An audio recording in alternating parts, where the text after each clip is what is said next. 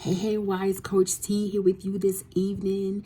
And I had a thought that I wanted to share with you on this evening.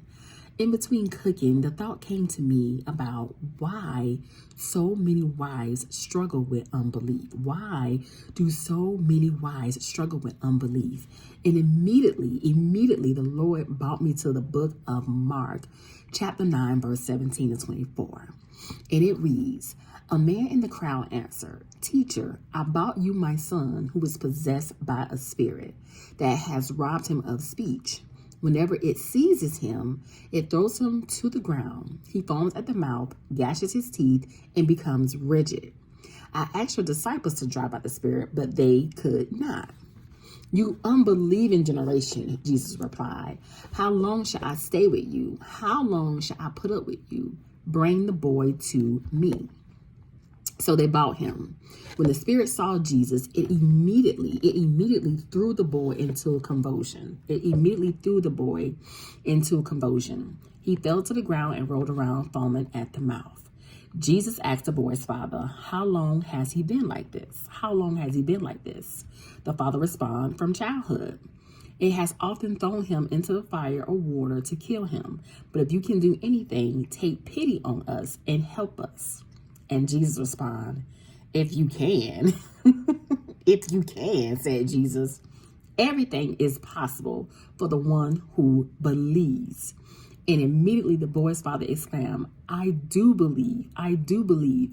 Help my unbelief.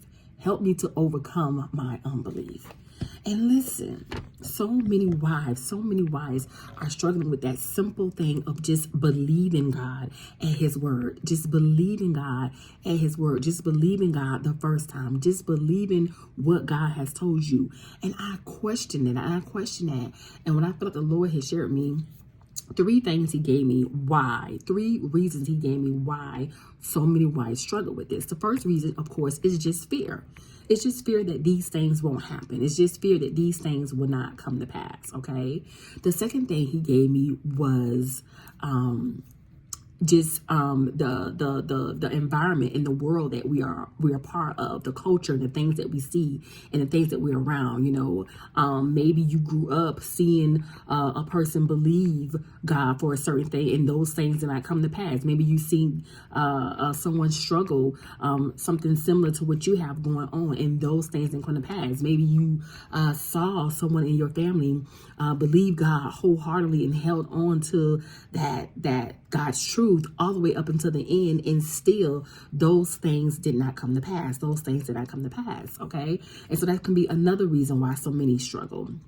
And then the third reason is simply we don't have enough faith. We do not have enough faith to believe God at his word.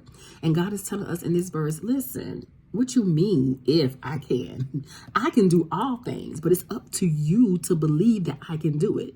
It's up to you to hold on to that belief. And what we struggle with is seeing things that is presently happening in front of us and not seeing the things that God has promised us. We're seeing our husbands act up. We're seeing things not coming to pass. We're seeing things going completely opposite. And way far away from what God has told us. And so we struggle with that. And so a lot of times we are struggling because of our faith. We just don't have enough faith to believe God.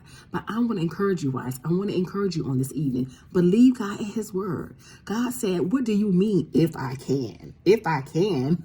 That's an insult to him. God said anything is possible as long as you believe.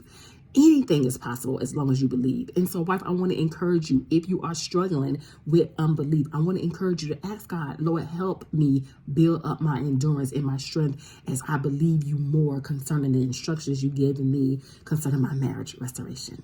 All right? Listen, I hope that's been a blessing to you. Blessings.